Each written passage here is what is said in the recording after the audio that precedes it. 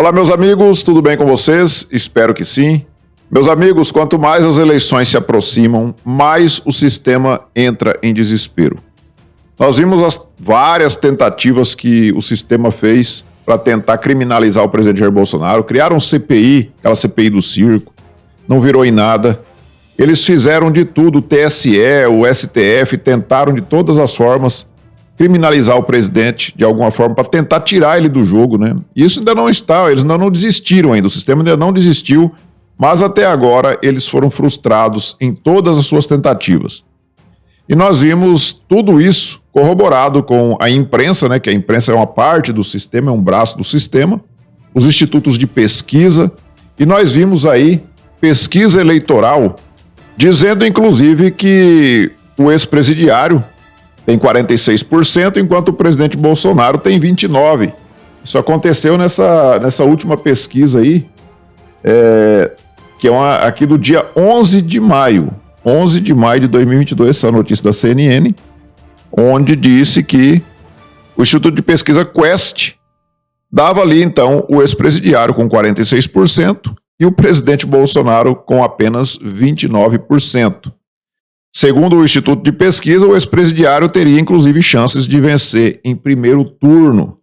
E aí, quando o ministro Luiz Roberto Barroso ainda era o presidente do TSE, depois de várias falas do presidente Bolsonaro colocando em dúvida o sistema eleitoral, ele resolveu, então, chamar as Forças Armadas para fazer parte de uma comissão de transparência das eleições.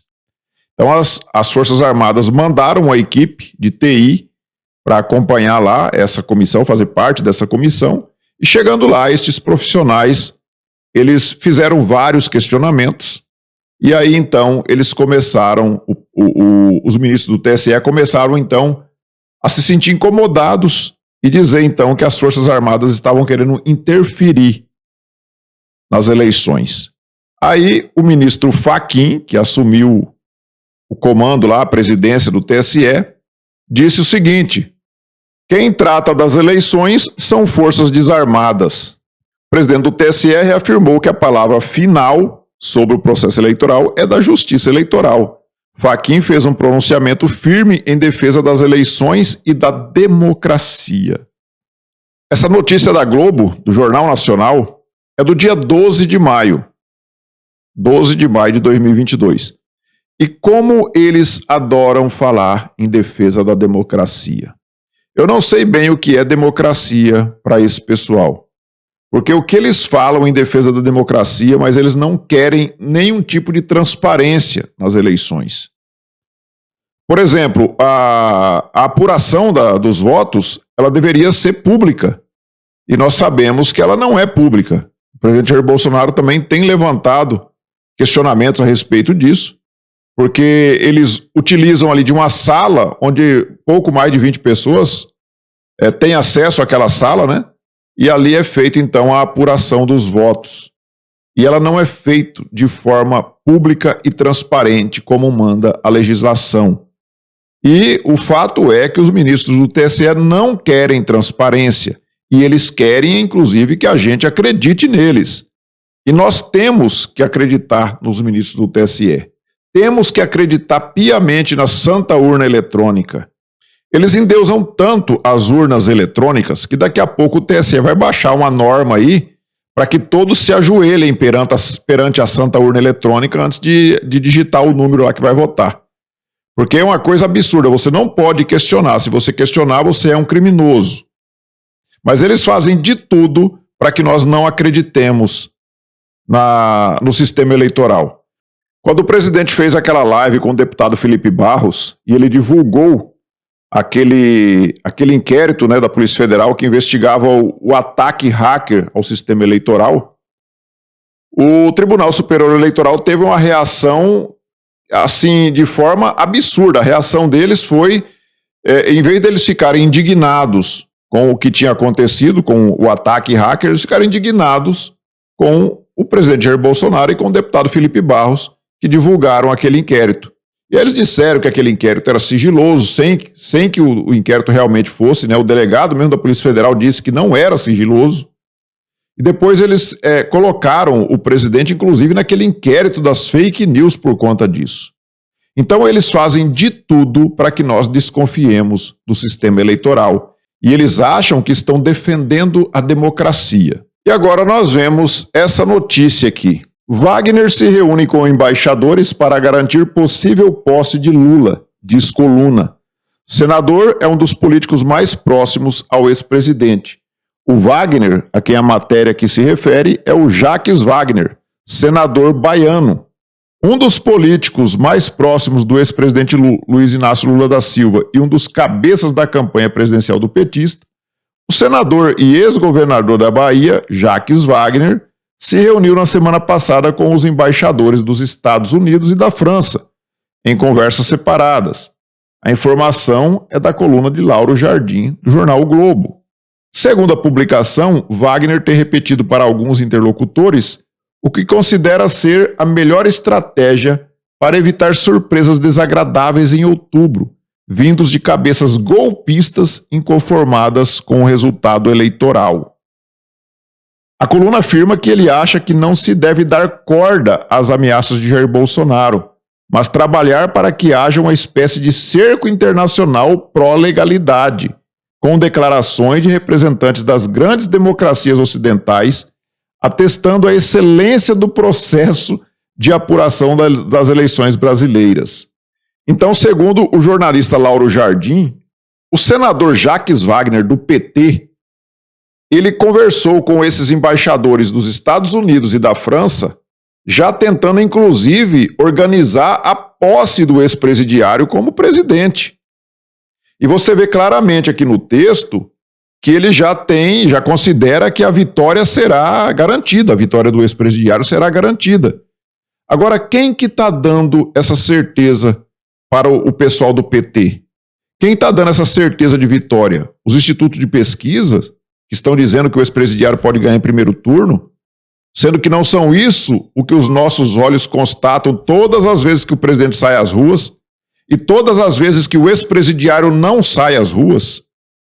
Porque quando tem alguma manifestação de alguns pelegos aí do PT nas ruas, você vê o fiasco que é. Dias atrás teve a tal da pedalula, uma pedalada que iam fazer lá, parece que eles não enjoam de pedaladas, né? A Dilma foi caçada por conta de pedaladas fiscais. E eles adoram o termo, né? Então eles marcaram uma pedalula lá na Avenida Paulista nesse final de semana e foi um fiasco, não foi ninguém.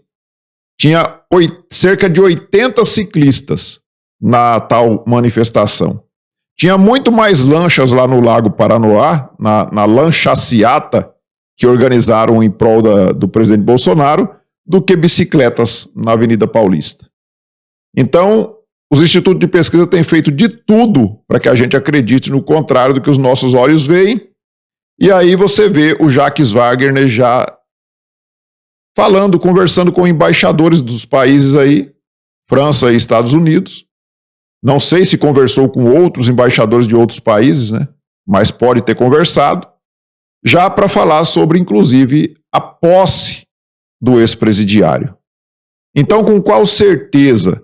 Será que é porque eles têm a certeza de que os ministros do Supremo são um dos maiores, o maior partido de oposição hoje, né, do presidente Bolsonaro? Será que é por conta disso? Porque imagina se fosse alguém, um senador ligado ao presidente Bolsonaro, que tivesse falando com embaixadores acerca da posse do presidente Jair Bolsonaro. O que vocês acham que estaria acontecendo? O presidente ia ter que explicar, ou esse senador ia ter que explicar, né, o porquê que ele tinha tanta certeza dessa vitória. Mas o fato é que o pessoal da direita também, o pessoal dos apoiadores do presidente Bolsonaro, os senadores, os parlamentares em geral, eles deixam a coisa muito solta, né? Você vê que o Randolfo Rodrigues, tudo que o pessoal da direita faz, ele vai no TSE, ele vai no STF, ele convoca para que preste esclarecimentos, ele faz de tudo. Não só o Randolfo, como um bando de esquerdalha faz isso daí.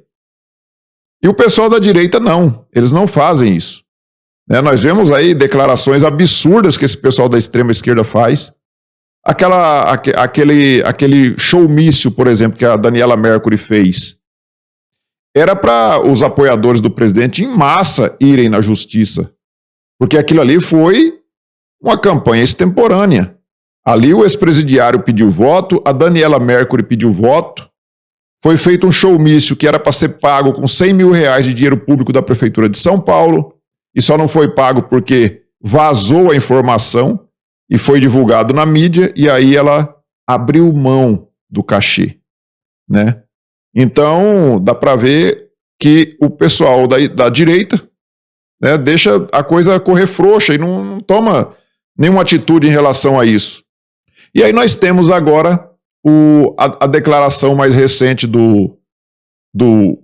um integrante, né, acho que o principal integrante do maior partido de oposição do presidente Bolsonaro. O ministro Alexandre de Moraes veio agora dizer que nós somos imbecis. Bobbio, antes de morrer, escreveu um artigo dizendo que as plataformas, né, a internet, deu voz aos imbecis. Hoje, todo mundo é especialista. A pessoa coloca terno, gravata, coloca um painel falso atrás de livros, nós conhecemos isso também, um painel falso de livros, e começa a falar. Será que o Alexandre de Moraes estava se referindo a esta cena lamentável de um desembargador que tinha ali um fundo falso, uma imagem falsa de uma biblioteca, e quando ele foi se mover, a biblioteca falsa caiu? É Dr. Heriton Praia Marques. Item 26 da pauta, senhor. Vou chamar a julgamento logo, então. Aguardo para ver se está ou não, e passamos para o próximo logo, que algum advogado que esteja presente na sala.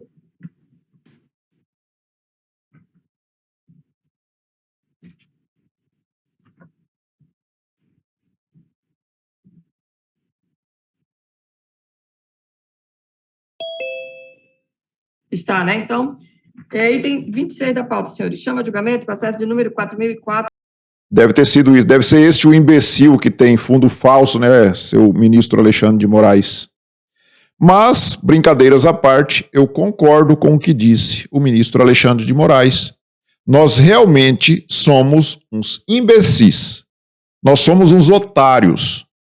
Porque se assim não fosse, nós não aceitaríamos caladinhos pagar um alto salário que nós pagamos para o Alexandre de Moraes e os seus cupinchas ali, né, do STF, do TSE.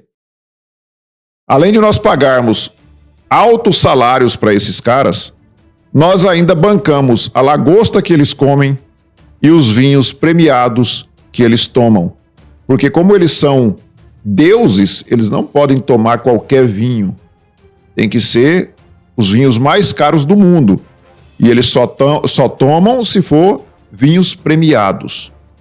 E a conta somos nós que pagamos. Então, realmente, ministro Alexandre de Moraes, nós somos uns imbecis, uns otários.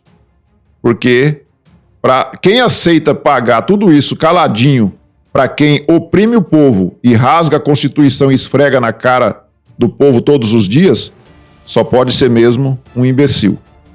Então, meus amigos, eu peço a vocês que observem aí, se não estiverem inscritos no canal ainda, clique no botão inscrever-se, se inscreva, deixe o seu like, faça seus comentários. Nós nos vemos numa próxima oportunidade. Fiquem todos com Deus. Tchau.